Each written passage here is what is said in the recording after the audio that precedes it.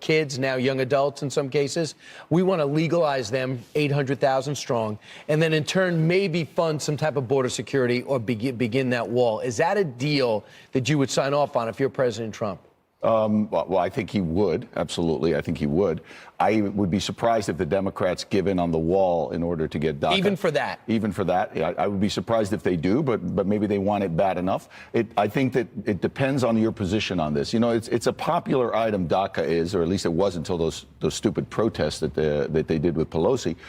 Most Americans were in support of helping these children out. So President Trump would be giving something that most of the Americans support anyway to get something he really wants, the wall. So if he can make that trade, I think it's a very intelligent trade. I just don't trust that the Democrats are really going to give in on the wall like I've that. talked to other immigrants that kind of get the green card process, wait their 8 years, Yes. apply, and pay the money. They're not too sympathetic towards this DACA. I can get that. These kids are brought here as children by their adults. I get that. Listen, I'm a legal immigrant. I came from Cuba as a child. I was born in Havana. I understand that you're really hurting people who wait in line. However, I've met children like this. I gave a speech, and a little girl came up to me. She was about 12, and she said, "Do you think that maybe someday I could be a lawyer if I'm not here legally?" And I said, "Well, you know, you'll probably be here legally someday." And her eyes just teared up, and she just said, "I don't think so."